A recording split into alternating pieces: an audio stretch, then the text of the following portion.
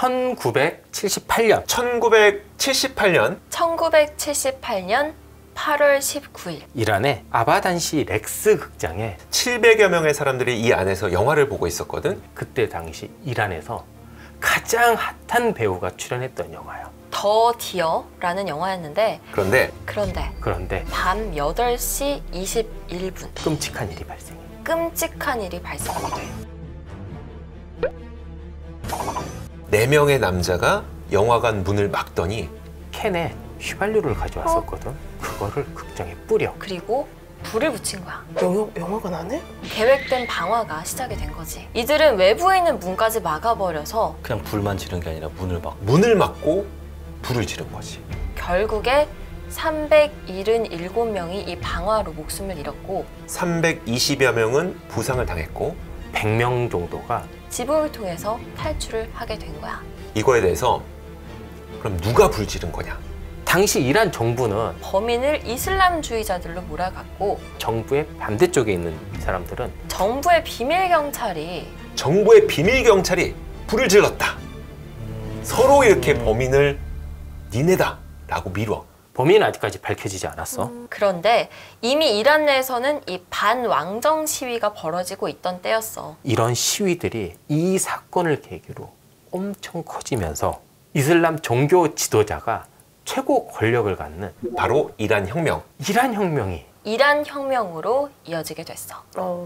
근데 여기에 한 가지 문제가 발생을 해. 워낙 정세가 불안하고 이란 내에서 파업이 일어나게 되면서 이란이 생산했던 그 당시 원유 생산량이 600만 배럴 정도가 됐었는데 200만 배럴로 줄어. 4개월 만에 400만 배럴이 없어진 거야. 거의 3분의 1 토막이 그냥 확. 그치. 얼마나 될까 이 양이? 400만 배럴? 우리나라 1년? 우리나라가 최근 1년 동안 쓰는 양이 300만 배럴이 안 돼. 여기에 이듬해 이라크가 이란 침공을 시작을 하자 이런 과정을 거치면서 유가는 30달러를 뛰어넘고 40달러 선까지 막 육박을 하는 거야. 이때가 아까 얘기했던 2차 오일 쇼크. 자, 이렇게 대체할 에너지도 없으니까 전 세계가 석유 파동이 났겠지. 이때 석유에 대한 에너지로 떠오른 것이 바로 천연가스다. 이 당시에 등장했던 천연가스는 사실 우리나라에게도 에너지 안보의 시작점으로 인식이 돼. 그래서 우리나라에서는 이 에너지 안보를 높이기 위해서 당시에 기관을 하나 만들게 되는데 1981년 4월에 서울 광화문 당시 우리나라 경제를 책임지고 있던 고위 관료들이 한자리에 모여서 심각하게 회의를 해. 이때 뭘 논의했을 것 같아? 이런 공무원들이. 대체 자원. 그치. 자, 우리 LNG를 들여와야 됩니다. LNG를 도입을 하려면 저장할 곳도 만들어야 되잖아. 네. 그래서 가스 저장 시설은 평택에 만들기로 한 거야. 그때 당시 첫 LNG 도입은 인도네시아에서 하기로 결정을 하는데 연간 150만 톤을 들여오자라는 결정을 하게 되고 1981년 평택에 건설하려던 이 저장 시설은 5년 뒤에 건립이 돼서 1986년 10월 31일에 우리나라는 세계에서 7번째로 전 세계에서 7번째로 LNG 도입국이 돼. 굉장히 빠르지 않아? 진짜 생각보다 되게 빠르게 들어왔구나. 이런 과정을 거쳐서 우리나라가 본격적인 천연가스 시장에 진출을 하게 되는데 내가 천연가스가 에너지 안보의 시작점이라고 했었잖아. 그건 우리나라뿐만이 아니라 지난 시간에 계속 유럽 얘기를 했었지. 유럽도 마찬가지였어. 근데 지금 상황을 보면 어떤 것 같아? 지금 에너지 대란이지 사실. 유럽에서는 에너지 없어서 막 일찍 문 닫고 완전 러시아는 그걸 끊어버리고 이러니까 되게 심각한 느낌이야. 근데 여기에다가 탄소 중립까지 겹쳐지게 되면서 상당히 문제는 커지게 되는데 원래 유럽은 석탄 발전에서 천연가스로 넘어가는 과정이었어. 근데 하필 이 시점에 러시아가 전쟁을 일으키면서 천연가스발 에너지 위기가 또다시 발생을 하게 된 거야. 그럼 우리나라 상황은 어떤 것 같아? 안 좋다. 그치, 좀 불안하다. 당장 유럽의 경우에는 막 광장에 있는 조명 끈다, 뭐 불 끄고 막 절약한다. 난방 안 하고 그치. 에어컨 안 쓰고 그렇게 하면서 에너지를 좀 절약하자라고 하고 있잖아. 그에 비하면 우리나라는 좀 안정적이긴 하지 사실. 근데 우리나라도 석유나 뭐 천연가스 이런 게 안 나오는데 그러니까 어떻게 그런 위기의식이 좀 없는 게 좀 신기하기도 하네 얘기 들어보면. 사실 막 좋다라고는 할 수 없어. 근데 현재까지 상황만 보면은 평상시 수준의 천연가스를 지금 계속 도입을 할 수 있다라고는 해. 자, 우리나라가 1년 동안 천연가스를 소비하는 양이 대략 4,300만 톤이야. 그중에 90%를 가스공사가 수입을 하고 우리가 아까 얘기했었을 때 우리 일상생활에서 천연가스가 가장 많이 쓰이는 부분이 어디지? 난방이랑 가스. 이때 쓰는 도시가스 모두 가스공사로부터 받아오는 물량이야. 그래서 우리는 이 가스공사가 수입을 하는 것에 집중할 필요가 있다. 그럼 우리가 진짜 제대로 봐야 될 거는 가스공사가 얼마나 잘 수입하고 있는 걸 한번 봐야 되겠지. 얘네가 수입을 못하면 우리가 큰일 나지. 그렇지 우리가 못 쓰니까. 러시아가 우크라이나를 침공하기 직전이었던 2021년을 한번 볼게. 그때 가스공사가 수입한 천연가스 물량이 3,817만 톤이었어. 근데 올해는 상반기에 1,900만 톤을 수입을 했다고 해. 딱 작년 그 필요한 만큼의 절반 수준을 확보를 한 거지. 근데 통상 하반기에 조금 더 많이 가져오거든. 단순 계산을 해봤을 때 올해 우리나라는 뭐 딱히 큰 문제는 없어 보여. 지금까지 트렌드로 보면 우리나라는 그렇게 큰 문제는 없겠구나 라는 생각을 할 수가 있는 거지. 그리고 하나 더, 이 천연가스 계약 형태를 자세히 볼 필요가 있어. 천연가스는 아까 뭐 때문에 들여왔다고 했지 우리가? 에너지가 불안해서. 그러다 보니까 사는 입장에서도 이게 작년에 샀던 물량, 올해 샀던 물량, 내년에 살 물량 이게 달라지면 안 돼. 그래서 장기 계약을 선호하게 됐거든. 되게 장기로 맺어. 20년 동안. 사는 사람 입장에서는 가스를 안정적으로 공급받을 수 있는 거고 파는 입장에서는 장기간 계약해서 하니까 큰 금액을 안정적으로 그렇게 보유할 수 있는 거고. 그치. 하니까. 당연히 우리나라도 역시나 이 20년 이상 장기 계약을 맺은 물량이 전체 수입량의 70%야. 근데 봐봐. 올해 천연가스 상황이 어때? 부족해요. 되게 불안하고 부족하잖아. 그렇다면 70%는 안정적으로 들어온다고 해. 그러면 나머지 30%의 시장이 어떨까? 불안해요. 사실 러시아 우크라이나 사태 이후로 많은 국가들이 이 천연가스를 들여오기 위해서 주목하고 있는 국가가 있어. 어딜 것 같아? 천연가스가 많이 나는 나라? 어딜까? 잘 모르겠다. 미국. 그치. 아, 미국. 왜냐하면 러시아는 이미 약간 협박조로 계속 천연가스를 유럽에 안 보내겠다는 식의 그 모습을 풍기고 있기 때문에 아무래도 셰일가스 혁명으로 인해 본인들이 사용하는 물량 이상의 천연가스를 생산하는 국가가 미국이거든. 근데 미국에서 문제가 발생해. 2022년 6월 미국 텍사스의 프리포트라는 항구에서 문제가 생겨. 점심시간 직전인 오전 11시 40분에 바로 옆에 붙어있는 천연가스 액화시설에서 천연가스가 조금씩 누수되기 시작해. 여기서 끝났으면 다행이게 여기에 불꽃이 튄 거야. 액화시설은 결국 폭발한 거지. 이 액화 설비가 올해 말까지 제 기능을 담당할 수가 없대. 그 여파로 미국의 총 LNG 수출량은 무려 20%나 감소하게 돼.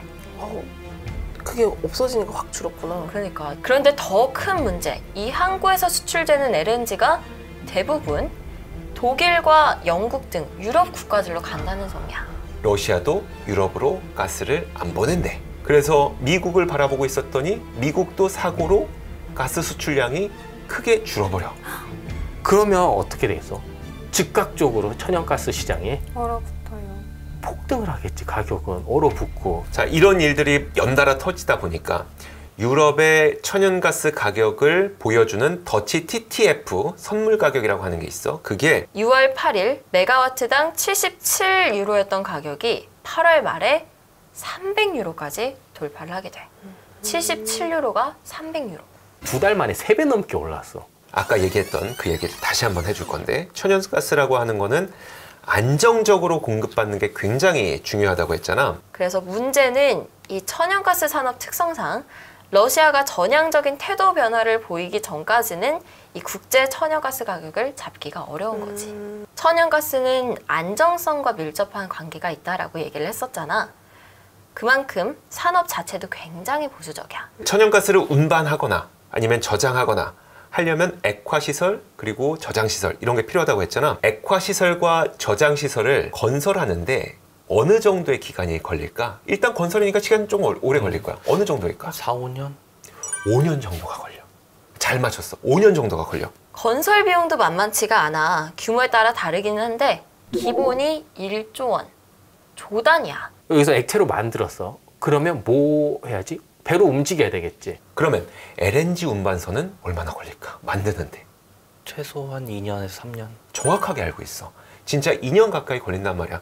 지금 필요합니다. 자, 지금 건설하세요. 지금 건조하세요. 해도 2년 걸려. 2년 후야.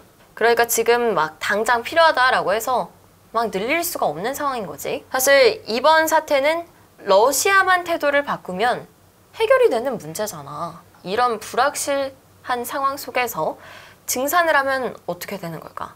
나중에 상황이 바뀌면 또 달라질 수가 있으니까 섣불리 결정하기가 어려울 것 같은데?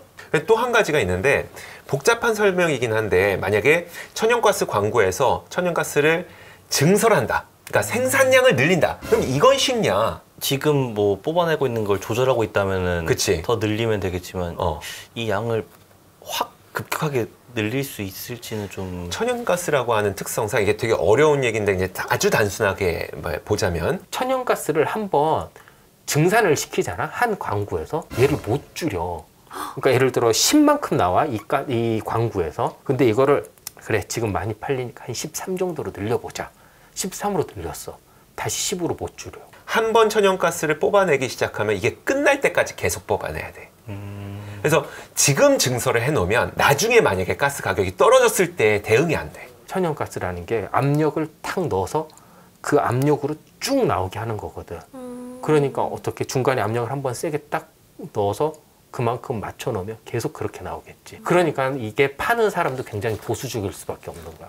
그래서 지금 당장 증설도 사실 어려워. 최근에 뉴스에서 러시아가 이 천연가스를 태우고 있다라는 이야기가 나오잖아. 왜 태우고 있을까? 쓸 데가 없어서 러시아가 유럽에 줄 바에는 태워서 없애버리겠다. 저장해 놓을 수는 없는 거예요? 파이프로 보낸다 그랬지. 기체 상태 그냥 막 보내. 그러니까 액화 시설이 많이 필요 없어. 그거 보이거든? 유럽에서. 어떨 것 같아 마음이? 타요. 그치? 저게 우리 건데 그치? 그래서 이번 겨울이 최대 에너지난이 닥칠 것이다 라는 얘기가 나오고 있는 거지.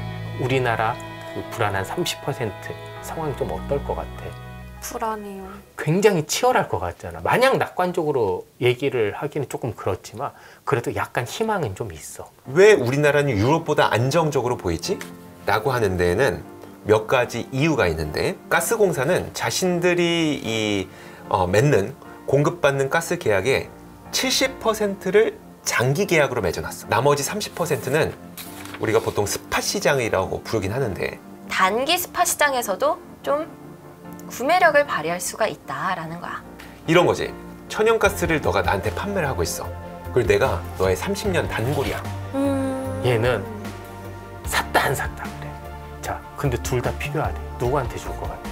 단골. 단골한테만. 단골한테. 30년 가까이 고객이들 가스공사에 단기 물량을 좀 주는 게 뜬애기 손님보다는 30년 단골이 믿을만한 손님이고 또 그치. 이제 하는 거에 대해서 서로 알고 있으니까 어떻게 그치. 팔 수 있고 이런 거를 서로 뭐 신뢰도도 있고 우리는 뭐 계속 수입할 단골 거야. 고객이니까 그치. 조금 줘라 이런 식으로. 그치 VIP 고객이니까. 그리고 아까 그 가스공사가 그 에너지 안보 때문에 생겼다고 했잖아. 그래서 전 세계 곳곳에 인도네시아, 호주 뭐 이런 곳에 자기네 그 투자한 천연가스 광구들이 있어. 자, 그러다 보니까 이쪽에서도 좀 일부 물량을 들여올 수 있을 것으로 기대를 하고 있어.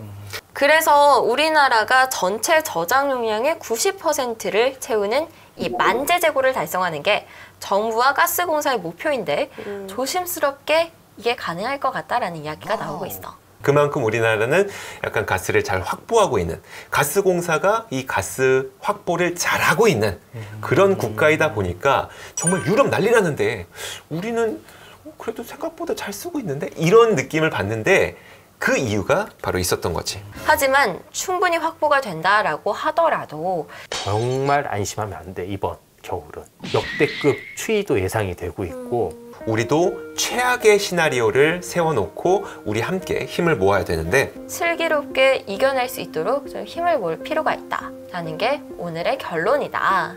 자, 그럼 다음 시간에는 이렇게 힘든 상황인데도 불구하고 왜 전 세계 이 모든 국가들이 이렇게 천연가스를 쓰고 있었지? 그리고 쓰려고 하고 있지? 그거에 대해서 얘기를 좀 하고자 해.